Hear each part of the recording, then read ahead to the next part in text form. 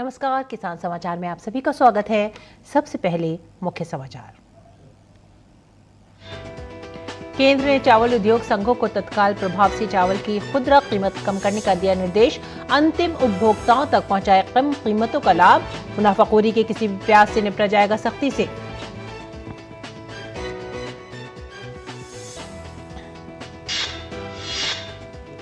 Subsidy वाले अनाज उपलब्ध कराने में वरदान साबित हो रहा है डीबीटी। गरीब परिवारों को सार्वजनिक वितरण प्रणाली के जरिए सब्सिडी वाले अनाज उपलब्ध कराने में मिल रही है मदद। डीबीटी से बिचौलियों और लंबे इंतजार से लोगों को मिली राहत।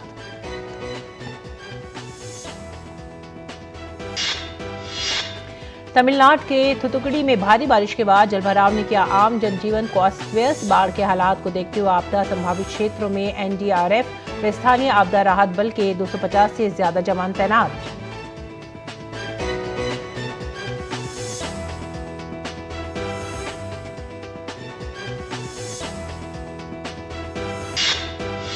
दिल्ली के साथ साथ एनसीआर में भी ठंड ने पकड़ ली रफ्तार। दिल्ली एनसीआर की वायु गुणवत्ता में नहीं हुआ कोई खास सुधार। दिल्ली की हवा अभी भी बहुत खराब श्रेणी में।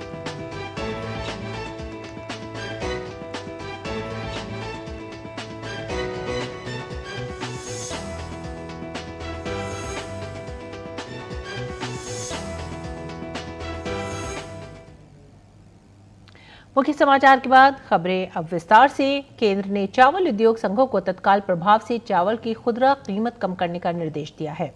इसके साथ ही खाद्य एवं सार्वजनिक वितरण विभाग ने कहा है कि मुनाफाखोरी के किसी भी प्रयास से सख्ती से निपटा जाएगा। खाद्य और सार्वजनिक वितरण विभाग के सचिव संजीव चोपड़ा ने नई दिल्ली में गैर बासमती चावल के घरेलू मूल्य परिदृश्य की समीक्षा करने के लिए चावल प्रसंस्करण उद्योग के प्रमुख प्रतिनिधियों के साथ एक बैठक बुलाई।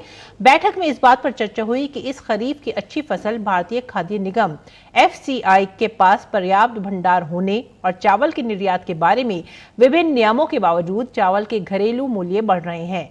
चावल उद्योग को ये सुनिश्चित करने की आवश्यकता है कि घरेलू बाजार में कीमतों को उचित स्तर पर लाया जाए और मुनाफाखोरी के प्रयासों से कड़ाई से निपटा जाए। चावल की वार्षिक मुद्रास्फीति दर पिछले 2 वर्षों से 12% के आसपास चल रही है और पिछले कुछ वर्षों में इसमें वृद्धि हो रही है, जो चिंता का कारण है। बैठक के दौरान इस बात पर भी चर्चा हुई कि कम कीमतों का लाभ अंतिम उपभोक्ताओं तक तेजी से पहुंचाया जाना चाहिए।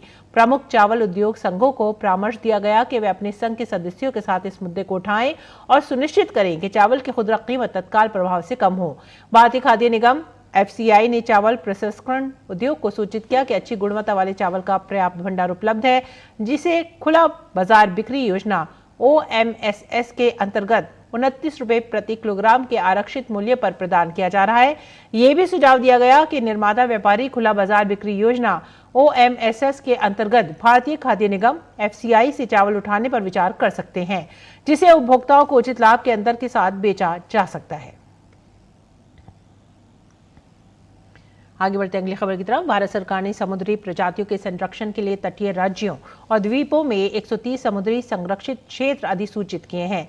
इसके अलावा समुद्री प्रजातियों के संरक्षण की देखभाल के लिए 106 तटीय और समुद्री स्थलों की पहचान भी की गई है और उन्हें महत्वपूर्ण तटीय और समुद्री जैव विविधता क्षेत्रों के रूप में प्राथमिकता दी गई है। कई संकटग्रस्त समुद्री प्रजातियों को भारतीय वन्य जीव संरक्षण अधिनियम 1972 में अनुसूचित जंतुओं के रूप में सूचीबद्ध किया गया है। वर्तमान में भारत सरकार के मूल्यांकन के लिए कुछ दुर्लभ और संकटग्रस्त समुद्री प्रजातियों जैसे समुद्री कछुए, हम्पबैक व्हेल और डुगोंग को एकीकृत वन्य जीव आवास विकास योजना के अंतर्गत देशव्यापी जनसंख्या की स्थिति और निगरानी को प्राथमिकता दी है।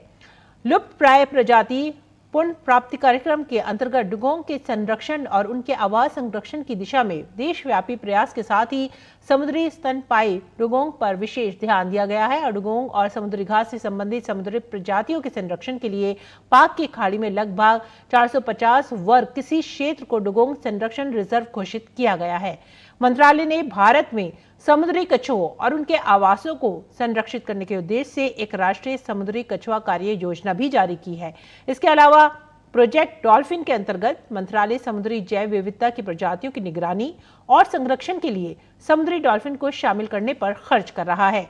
इसके अलावा एकीकृत वन्य जीव आवास विकास योजना या लुप्त प्राय प्रजाति पुनः प्राप्ति कार्यक्रम के अंतर्गत जनसंख्या निगरानी पुनः प्राप्ति के लिए समुद्री अकशेरुकी और सहित अधिक प्रजातियों को जोड़ा जाएगा। जैविक रूप में मैंग्रोव, समुद्री घास, रेत के टीले, मूंगे और मूंगे की चट्टानें, कोरल रीफ्स, जैविक रूप से सक्रिय मडफ्लैट्स, कछुओं के आवास क्षेत्र और राज कर्कट के आवास जैसे पारिस्थितिक रूप से संवेदनशील क्षेत्रों के संरक्षण और प्रबंधन योजनाओं पर भी विशेष तौर से ध्यान दिया गया है और संवेदनशील तटीय पारिस्थितिक तंत्र में विकासात्मक गतिविधियों और कचरे के निपटान पर रोक भी लगाई गई है। और आगे बढ़ेंगे। केंद्रीय कृषि मंत्री अर्जुन मुंडा ने झारखंड के रांची में एक कार्यक्रम के दौरान अपने भाषण में कहा है कि किसान न केवल अपने परिवार का भरण पोषण करते हैं बल्कि देश की कृषि अर्थव्यवस्था में भी योगदान देते हैं। उन्होंने कहा कि भारत अब न केवल खाद्य उत्पादन में एक आत्मनिर्भर राष्ट्र है बल्कि एक निर्यातक भी है। किसानों ने उन्हें जैविक और प्राकृतिक खेती की संभावनाओं की खोज करके पोषण संबंधी बेहतर और कीटनाशक मुक्त कृषि करने का आह्वान किया।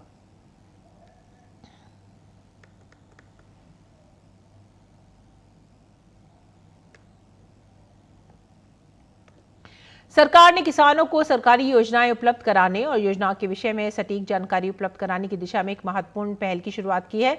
जी हां, इस पहल का नाम है किसानों का टेक्निकल मित्र और पीएम किसान एआई चैटबॉट किसान ई-मित्र। इन दोनों की मदद से अब किसान अपनी किसी भी समस्या या प्रश्न की सही और सटीक जानकारी किसी भी भाषा में हासिल कर सकते हैं। इसके माध्यम से किसान पीएम किसान सम्मान निधि योजना की अग्रिम किस्त पाने से पहले अपनी सभी समस्याओं का हल और किसान ई मित्र से अपनी भाषा में हर सवाल का जवाब और सटीक जानकारी भी प्राप्त कर सकते हैं।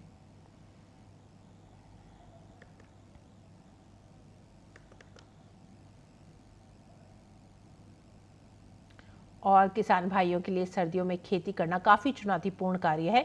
सर्दियों में ओस, कोहरा, ठंड, पाले और धुंध का असर दिखाई देता है। दिसंबर से जनवरी के महीने में पाला पड़ने की संभावना भी बढ़ जाती है, जिससे फसलों को काफ़ी नुकसान हो सकता है। पाले से गेहूं और जौ में 10 से 20% और सरसों, जीरा, धनिया, सौंफ, मटर, चना, गन्ने आदि में लगभग 30 से 40% तक और सब्जियों में जैसे आलू, टमाटर, मिर्ची, बैंगन आदि में 40 से 60% तक का नुकसान होता है। कृषि वैज्ञानिकों का कहना है कि पाले के कारण अधिकतर पौधों के पत्ते, टहनियों और तने के नष्ट होने से पौधों को अधिक बीमारियां लग जाती हैं। फूलों के गिरने से पैदावार में कमी आ जाती है, पत्तियों और फूल मुरझा जाते हैं और झुलस कर बदरंग हो जाते हैं। दाने छोटे बनते हैं, फूल झड़ जाते हैं, उत्पादन अधिक प्रभावित होता है। पाला पड़ने से आलू, टमाटर, मटर, मसूर, सरसों, बैगन, अलसी, जीरा, अरहर, धनिया, पपीता, आम और अन्य नवरोपित फसलें अधिक प्रभावित होती हैं। पाले से अपनी फसलों को बचाने के लिए किसान अपने खेतों की मेड़ों पर घास फूस जलाकर धुआं करें। ऐसा करने से फसलों के आसपास का वातावरण गर्म हो जाता है। पाले के प्रभाव से फसलें बच जाती हैं। पाले से बचाव के लिए किसान फसलों में सिंचाई भी करें। सिंचाई करने से फसलों पर पाले का प्रभाव नहीं पड़ता। पाले के समय 2 व्यक्ति सुबह के समय एक रस्सी को उसके दोनों सिरों को पकड़कर खेत के एक कोने से दूसरे कोने तक फसल को हिलाते रहें, जिससे फसल पर पड़ी हुई ओस गिर जाती है और फसल पाले से बच जाती है। पाले से बचाव के लिए पाला पड़ने के दिनों में यूरिया की 20 ग्राम लीटर पानी की दर से घोल बनाकर फसलों पर छिड़काव करना चाहिए, या फिर किसानों को थायो यूरिया की 500 ग्राम मात्रा 1000 लीटर पानी में घोलकर 15-15 दिनों के अंतराल पर छिड़काव करें। इन सब उपायों को अपनाकर किसान अपनी फसलों को पाले से बचा सकते हैं। और संयुक्त राष्ट्र संघ के मिलेनियम डेवलपमेंट गोल को कृषि क्षेत्र में पूरा कर सतत विकास लक्ष्य को हासिल करने के लिए भारत सरकार लगातार काम कर रही है। मिनट्स के जरिए एग्रो टूरिज्म को बढ़ावा देकर किस तरह से सतत विकास लक्ष्य को हासिल किया जा सकता है, इस विषय पर हमारे संवाददाता ओपी यादव ने बात की सस्टेनेबल टूरिज्म NRANI एवं UPHRA की चेयरपर्सन अंकिता जायसवाल से। संयुक्त राष्ट्र संघ के सतत विकास लक्ष्यों को हासिल करने के लिए मिलेनियम डेवलपमेंट गोल लगातार चलाया जा रहा है। भारत में इसको पूरा करने के लिए वैसे तो सरकारी स्तर पर बहुत प्रयास हो रहे हैं, लेकिन हमारे साथ एक ऐसी शख्सियत मौजूद है, अंकिता जायसवाल, जो चेयरपर्सन है सस्टेनेबल डेवलपमेंट गोल को लेकर टूरिज्म के क्षेत्र में काम कर रही है। ये बात करते हैं। अगर बात करें कृषि क्षेत्र में यूनाइटेड नेशन का सतत विकास लक्ष्य, किस तरह लक्ष्य चल रहा? जी, बहुत ज़रूरी है और मुझे लगता है कि ये मुहिम और ये जो हमारे प्रधानमंत्री श्री नरेंद्र मोदी जी ने श्री अन्न मिलेट ऑफ द ईयर किया है, जिससे पहले यूनाइटेड नेशन से इसको ग्रेन ऑफ द ईयर बोला गया था, बहुत ज़रूरी है क्योंकि प्रिमिटिव हो गया था कि लोग उसको इस्तेमाल नहीं कर रहे थे। बट अगर आप देखें, श्री अन्न हमारे कंट्री में, इंडिया में, भारत में सदियों से है और बहुत ज़रूरी था कि उसको एक नाम दिया जाए जो आप दे रहे हैं, और ना कि ये सस्टेनेबल इन्वायरमेंट में बहुत हेल्प करता है बल्कि आपके सेहत के लिए भी। और जहाँ तक हम टूरिज़्म में आते हैं तो होटल और रेस्टोरेंट एक पब्लिक सेक्टर में आ जाते हैं जहाँ पर बहुत ज़्यादा लोग नंबर में जाते हैं। तो जब तक, पहली बात तो इन्फॉर्मेशन है, पता होनी चाहिए कि श्री अन्न क्या है, उसके महत्व क्या है, हमारे फार्मर्स या कृषि से रिलेटेड सारे लोगों को कैसे उससे एम्पावरमेंट मिल रहा है, और उसके भी जो हम हार्वेस्टिंग करें वो सतत तरीके से करें, और अगर हम उसको आगे ले जाके एम्पावरमेंट दे रहे हैं फार्मर्स को तो उसके जो प्रोडक्ट बने, जैसे अगर गांव में हम बात करें तो औरतें चूड़ा बना सकती हैं, बड़ी बना सकती हैं जो आसपास के डिपार्टमेंटल स्टोर में मिल सकते हैं। उसके बाद जब वो पब्लिक सेक्टर जैसे होटल रेस्टोरेंट में आए, आटे भी आए, तो उससे हम वेस्टर्न कंट्रीज़ या लोगों की बात करें तो उसके लिए पास्ता, ब्रेड्स बन सकता है। लेकिन मेरा मानना है कि जो हमारे ट्रेडिशनल रेसिपीज़ हैं वो हम टूरिज़्म होटल सेक्टर से लेके बाजरे का पुआ हो गया, समोसे हो गए,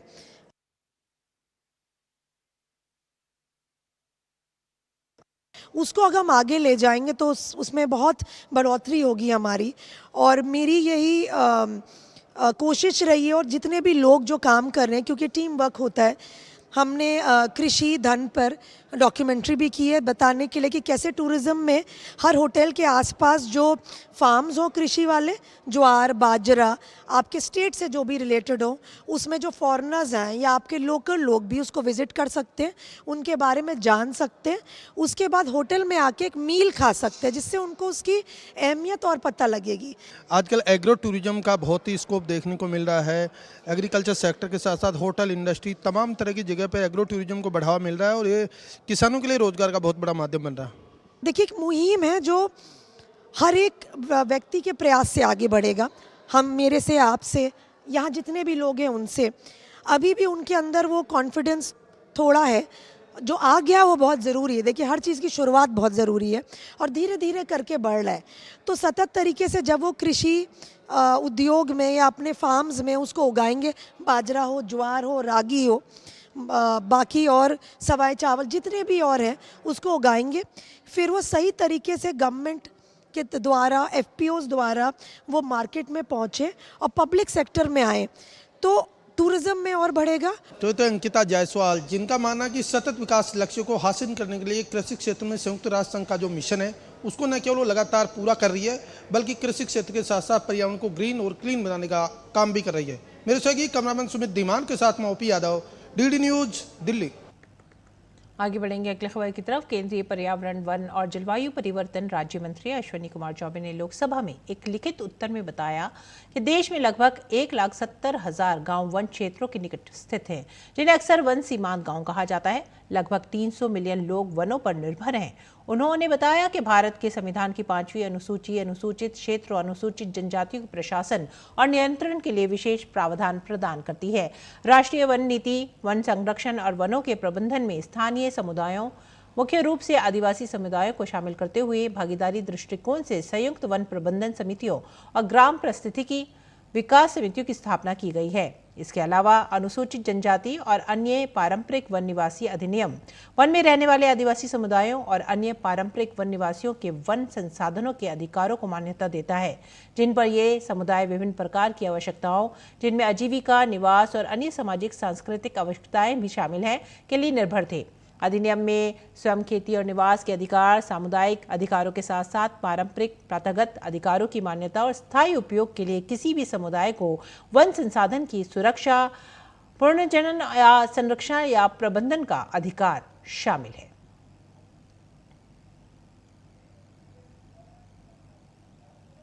डाकघर को डाक डिलीवरी से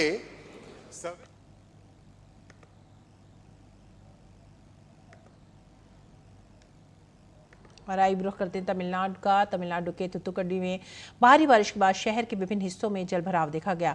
बाढ़ के हालात को देखते हुए आपदा संभावित क्षेत्रों में एनडीआरएफ व स्थानीय आपदा राहत बल के 250 से ज्यादा जवानों को कन्याकुमारी, तिरुनेलवेली, तुतिकोरिन और तेनकासी जिलों में तैनात किया गया।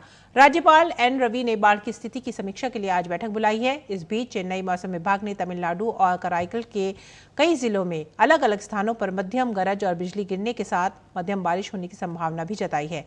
अगले 3 घंटों में तमिलनाडु के कई जिलों में अलग अलग स्थानों पर हल्की बारिश होने की संभावना भी है। और राजधानी दिल्ली एनसीआर की वायु गुणवत्ता में कोई खास सुधार नहीं हुआ है। दिल्ली की हवा अभी भी बहुत खराब श्रेणी में बनी हुई है।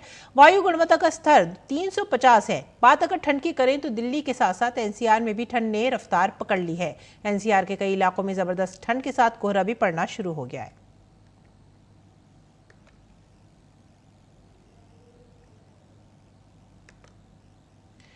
गरीब परिवारों को सार्वजनिक वितरण प्रणाली के जरिए सब्सिडी वाले अनाज उपलब्ध कराने में डीबीटी का उपयोग किया गया है। डीबीटी से पहले गरीबों को अपना हक पाने के लिए बिचौलियों के दरवाजे खटखटाने पड़ते थे।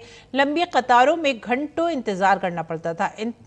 डीबीटी ने गरीबों की गरिमा बनाए रखने में काफी मदद की है।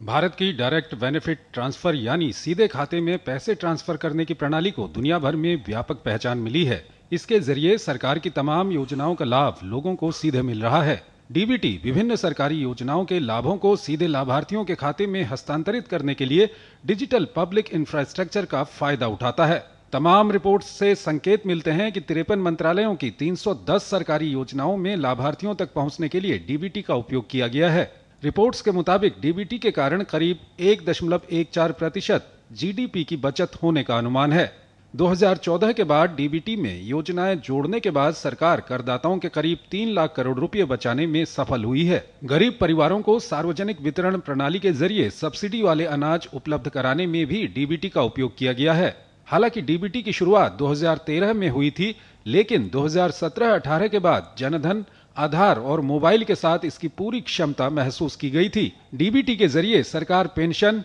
एलपीजी की सब्सिडी के साथ अन्य प्रकार की सरकारी योजनाओं में मिलने वाले फायदे को सीधे लाभार्थियों तक पहुंचा रही है। डीबीटी से पहले गरीबों को अपना हक पाने के लिए बिचौलियों के दरवाजे खटखटाने पड़ते थे।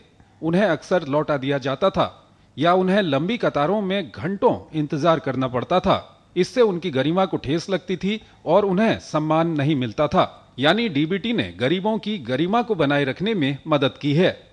Bureau report, DD news. और आइए बात करेंगे मंडी भाव की। देखते हैं क्या रहा देश भर की मंडियों में भाव।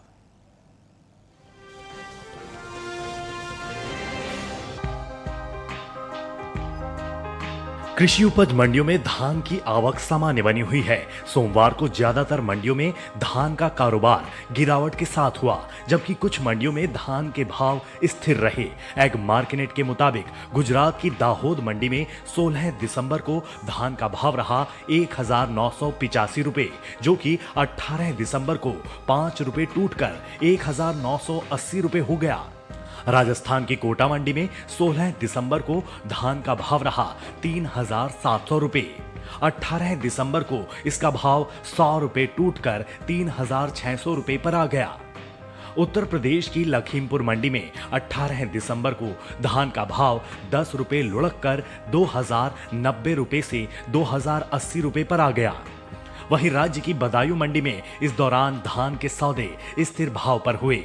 यहां दोनों दिन यानी 16 और 18 दिसंबर को धान का भाव 2183 रुपए पर टिका रहा। छत्तीसगढ़ की सूरजपुर मंडी में 18 दिसंबर को धान का कारोबार 2185 रुपए पर हुआ। घरेलू स्तर पर इस साल धान की पैदावार रिकॉर्ड स्तर पर जा सकती है। कृषि मंत्रालय के तीसरे अग्रिम अनुमान के मुताबिक साल 2022-23 के दौरान देश में धान की उपज 1355.42 लाख टन होने का अनुमान जताया गया है। ये उपज पिछले साल की तुलना में 60.71 लाख टन अधिक है। पिछले साल धान की पैदावार 1294.71 लाख टन रही थी।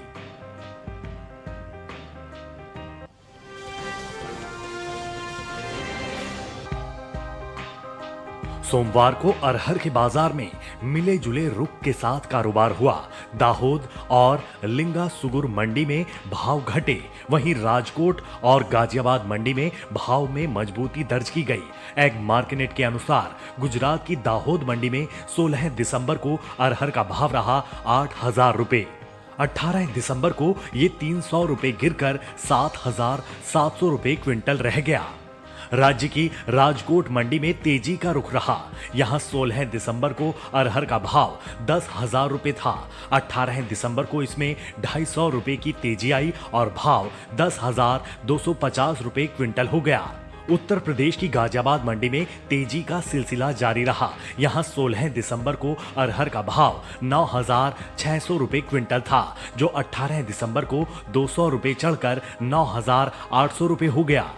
वहीं कर्नाटक की लिंगासुगुर मंडी में अरहर के सौदे गिरावट के साथ हुए। यहां 16 दिसंबर को अरहर का भाव 9,900 रुपए रहा। 18 दिसंबर को इसमें 400 रुपए की नरमी आई और भाव 9,500 रुपए क्विंटल रह गया। घरेलू स्तर पर इस साल खरीफ अरहर की पैदावार में कमी देखने को मिल सकती है। कृषि मंत्रालय के तीसरे अग्रिम अनुमान के मुताबिक देश में साल 2022-23 के दौरान खरीफ अरहर की पैदावार 34,30,000 टन होने की उम्मीद है, जबकि बीते साल इसकी उपज 42,20,000 टन रही थी। यानी इस साल खरीफ अरहर की पैदावार में 7,90,000 टन की कमी हो सकती है।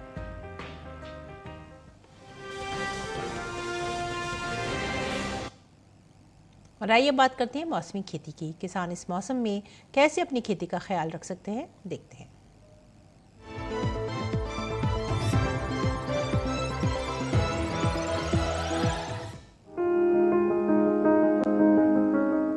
असम में इस मौसम में आलू में झुलसा रोग हो सकता है। ऐसे में किसान जरूरी दवाओं का छिड़काव करें। यहाँ साली धान की पकी फसल की कटाई कर लें। असम में ही बोरो धान की विभिन्न किस्मों जैसे IR50, विष्णु प्रसाद और ज्योति प्रसाद की नर्सरी लगाई जा सकती है। असम में सरसों की फसल को आरा या डंक वाली मक्खियों के संक्रमण से बचाने के लिए जरूरी कीटनाशक छिड़के।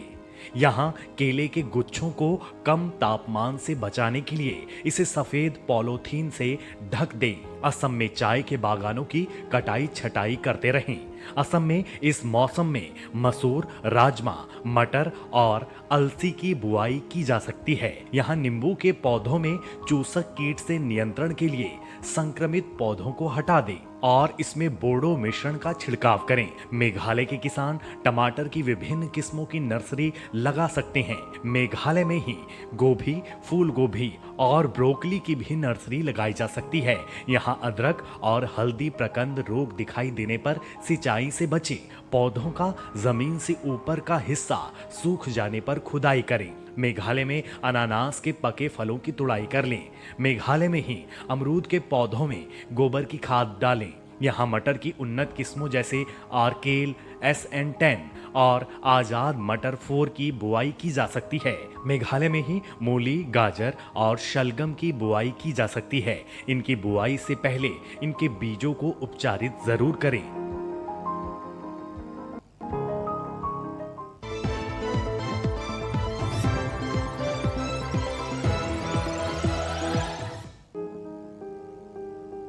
ये समय बैंगन की रुपाई के लिए अनुकूल है। बैंगन की रुपाई करने से पहले खेतों को अच्छी तरह तैयार कर लें। रुपाई करते समय पौध से पौध की दूरी 60 सेंटीमीटर और पंक्ति से पंक्ति की दूरी 60 से 75 सेंटीमीटर रखें। किसान बैंगन की कई किस्मों की रुपाई इस समय कर सकते हैं, जैसे पूसा श्यामला। बैंगन की ये किस्में लंबे आकार की होती है।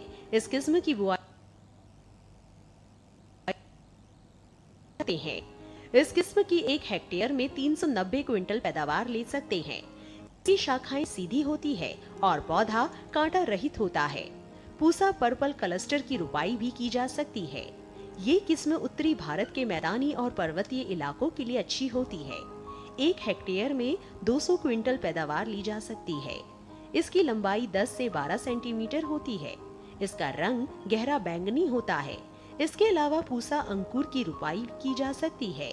इस किस्म का आकार गोल होता है। पूसा अंकुर राजस्थान, गुजरात, हरियाणा, दिल्ली, मध्य प्रदेश और महाराष्ट्र में लगाने के लिए काफी पूसा उत्तम भी लगा सकते हैं। इसका आकार भी गोल होता है। बैंगन की इस किस्म की रुपाई पंजाब, उत्तर प्रदेश, बिहार और दिल्ली में की जा सकती है। रुपाई के तुरंत बाद पहली सिंचाई करें। बैंगन की फसल में तना और फल भेदक कीटों के हमले का खतरा बना रहता है। इससे बचाव के लिए किसान विशेषज्ञों की सलाह पर उचित दवाओं का छिड़काव करें।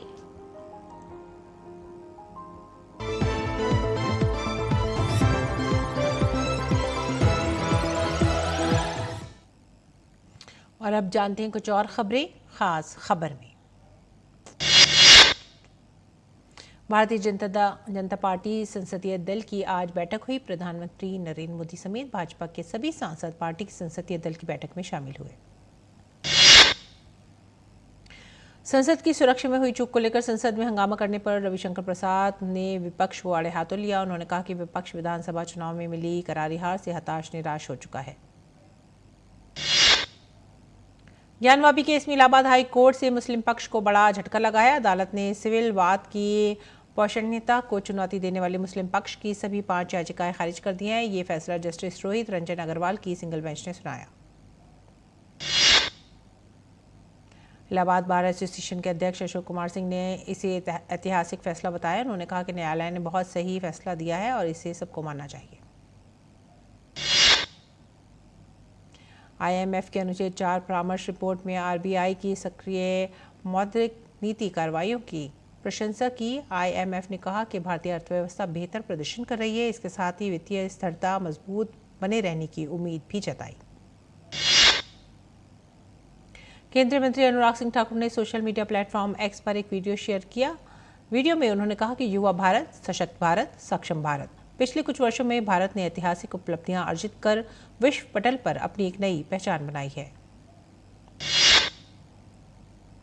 केंद्र सरकार की कोविड के मामलों में वृद्धि और केरल में कोरोना का नया वेरिएंट JN1 के पहले मामले के बाद राज्य को एडवाइजरी। स्वास्थ्य मंत्रालय के सचिव सुधांशु पंत ने सभी राज्यों को पत्र लिखकर कोविड पर निरंतर निगरानी बनाए रखने का आग्रह किया है।